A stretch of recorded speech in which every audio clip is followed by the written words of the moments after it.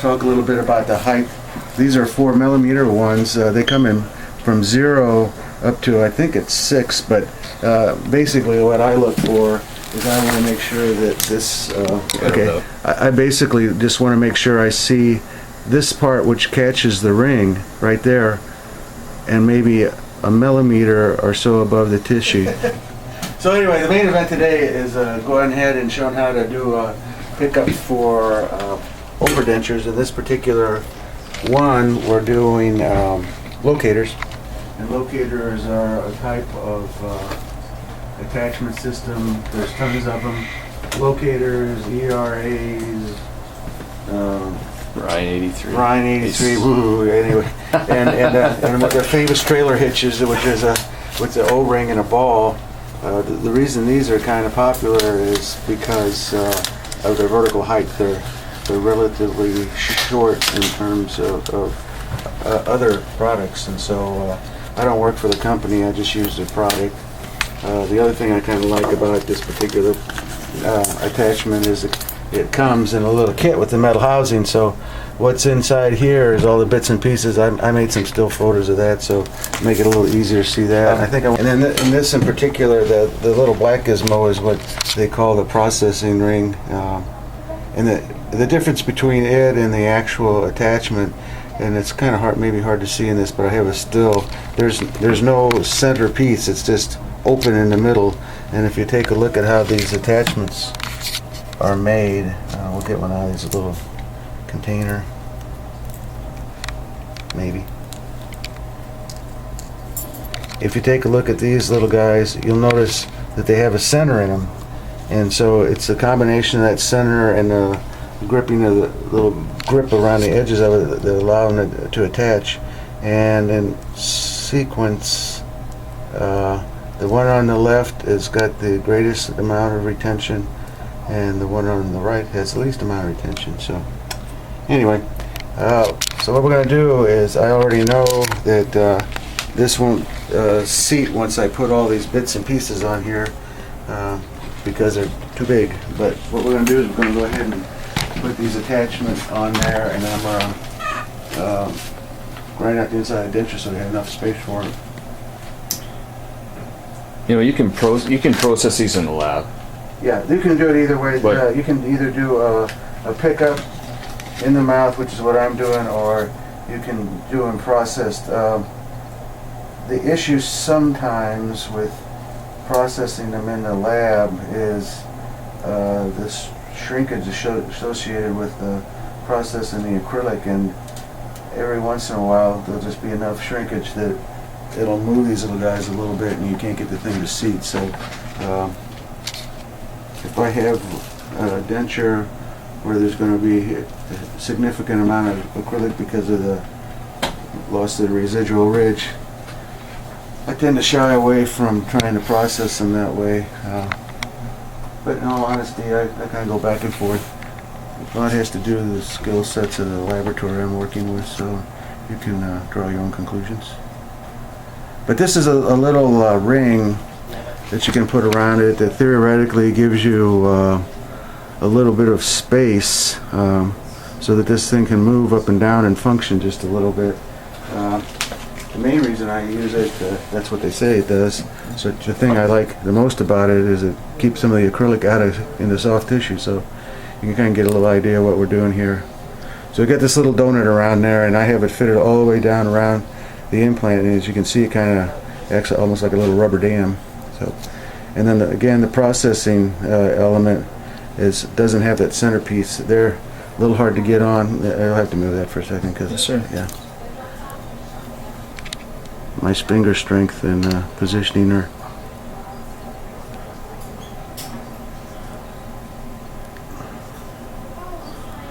I think it's just me struggling. They're not normally too hard to get on, but there you go. It kind of just snaps on like that, and it's pretty secure. He was wearing this last night with just the lab, and it was staying in pretty good just with that little lab thing on there. Right? So now you can kind of get a sense of what we're going to have to do. We're just going to have to hollow out the denture. And so what I'm going to do is I'm just going to hollow it all the way out and poke it all the way through, because I like to be able to see in the mouth and be able to look down and make sure that none of the acrylic is in contact with this, because I don't want it to displace it or have any inaccuracy whatsoever. So we're just going to I'm just putting a new one of these in here because I chewed that one up. The reason I'd like to keep the one on the other side while I'm doing the opposite one, because if you take it out, you still got a little wiggle room where this directs you where you have to go. So for this one, was kind of just because of tooth position and everything, was in pretty good shape in terms of being able to stay out of the back of the tooth. But every once in a while, just because of tooth position, you're gonna have to grind through the tooth. See, I'm really close on this one here, so I'm right up against the tooth when you inserted, but I'll try to do it without poking a hole to it. The main reason I try not to hit the tooth too much is because when you go put the resin in there, sometimes you get the show through and you can see the pink or whatever material you're using, and it just looks peculiar. This is just to hollow it out enough so that, number one, the attachment doesn't bind on the acrylic, and then number two, this allows me to look in, and also it acts as a vent. A lot of guys don't do this, and it seems to work fine for them. The problem I've had not doing that is, number one, I can't really tell whether I actually am seated completely and not binding, and then number two, lots of times you'll get voids in the acrylic because there's no place for it to escape, so voids will show up in the acrylic. There's all kinds of different materials to use. The one that most people use is repair acrylic, auto cure repair acrylic for dentures. It blends in nicely. Obviously it bonds to the acrylic. The disadvantage of it is it stinks and it shrinks, and you put it in the mouth, and some people don't react so well to having that stuff in their mouth, so I've kind of moved away from that. There's another product that I'll show you when we get back over there. It's for picking up ERA attachments by name. It's a bisacryl cement almost, and so it doesn't actually bond to the acrylic, but there's also stuff they call light cure varnish, and you can coat the acrylic with that and then use material, and the two of them seem to adhere. So I've taken it one step further, and I've used the varnish to coat the inside of this acrylic, and then I use the Triad's Orthogel, whiis is I believe it's a bisacryl, though I wouldn't swear to it. At any rate, the reason I like it is the setting time is virtually instantaneous. You hit it with a light cures. You can beam it through the front, beam it through the lingual on the top, get the stuff to set, and then cure it in this direction, and you probably can do it in less than 2 minutes. The bisacryl material takes, I think it's 7 or 8 minutes to set, and repair acrylic, sometimes the same thing. So it's hard to keep things in position and nobody moving for the amount of time it takes for that material to set. So I kind of like the Triad Orthogel material. I can't remember whether that's a bisacryl or whether that's one of the urethane resins, but anyway, it's at their website if anybody wants to know about it. So anyway, kind of get it hollowed out like this, and you can see I got a hole through the back, getting pretty close to the teeth, but we'll see if we can make it.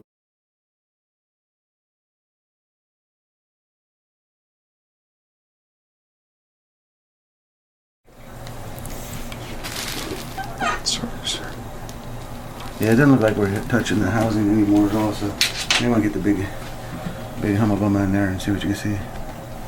I'll grab a still in 1 sec. So we're just looking to make sure nothing's binding. Yeah, so you can see the metal housing. It looks like we cleared all the way around. Now here comes the magic. We're going to do the products. This is that product I was talking about. I don't know what it. I don't know what it's made of because I haven't bothered looking it up. All I can tell you is it light cures and it bonds. And at this point, all I want is something that light cures and bonds. It's got monomer in it. It has to. But we're getting a lot of retention, just mechanical retention, just because the inside of this thing is rough and the sides aren't parallel and all the rest of that business. So that's the material. That's the bisacryl material. But like I say, I don't like that because it takes too long to set. It works fine, but I don't like waiting around for stuff to set.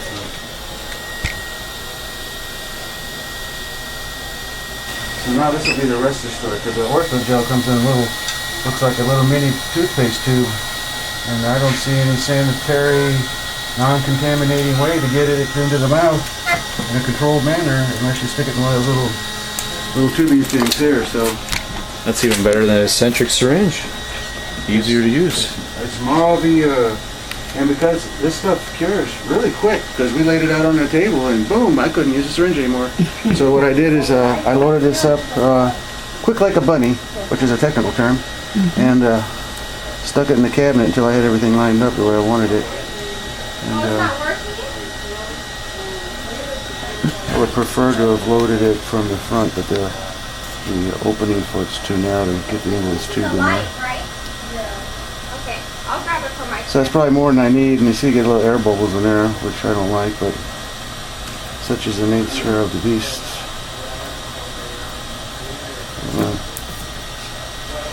So you can see it gives you a nice little, reasonably controlled little tip of material like that, so that's how we're going to do that. I'll put that up here for a second. Then, this is this is the crazy part. I got to get this in the mouth, the syringe in there, and then hit it with light. So let's see what happens. That's very pocket. Yeah, that's where my camera is. Otherwise, look it up. So what I did, I just put a little bit around this part right here.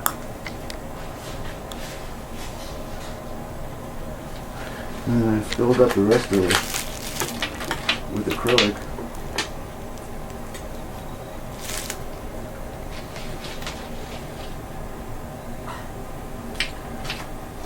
If all goes well, this will extrude out through the top of there.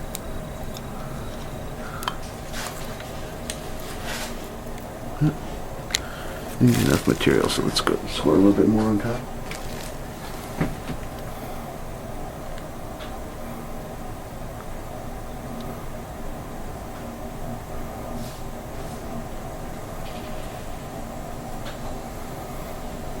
Alrighty, hit it with light, see what happens.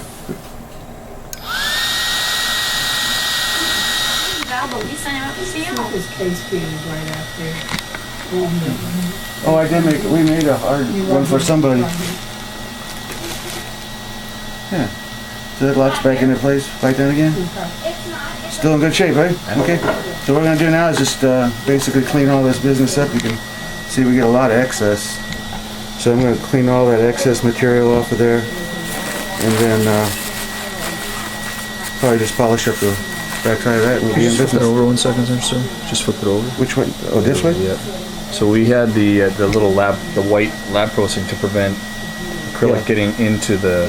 Yeah, but it's, the real reason they say you have it is as a spacer to act like a like a little cushion, so that when you bite down, you know, the actual insert is nylon, and so it has a certain amount of resilience to it. So theoretically, that's a spacer to create that, but I like it because you don't shove a bunch of stuff down in around the implant. Gizmo looks like this. It's got actually a sharp little edge around it. If you jam it inside here and then kind of grab the side of this one I've gotten glued in, it'll pull the little thing out. This one I've got a little extra material around it, so I might have to clean all that off. But anyway, when it's, you can see it starting to pull it out. There it is. There you go.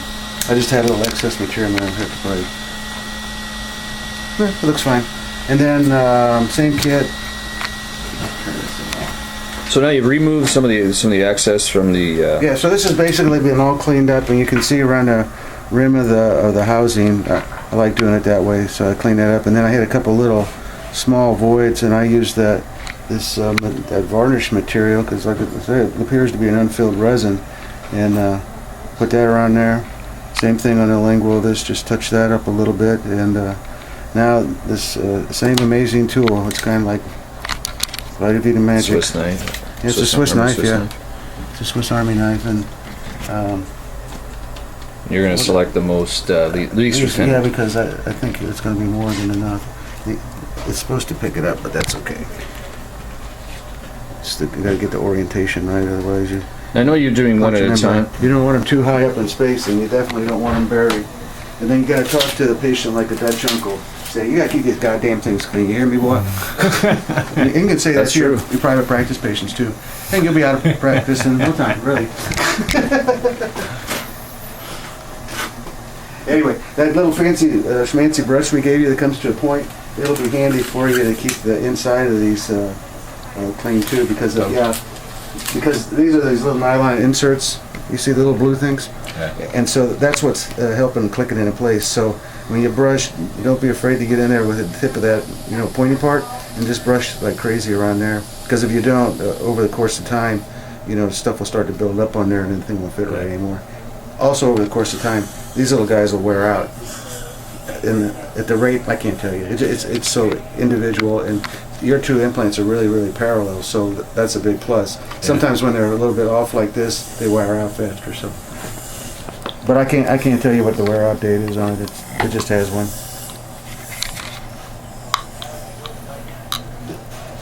Okay, pipe down for me. Feel like you're back in business? Yeah. Okay, you heard click. That's a good sign. I'm gonna get you back in about a week. We're gonna see how you're getting along. Okay, all righty. And I think you'll find that when you have to take them out, you're gonna have to be pulling on them. Okay? Yeah. That'll make it. All right.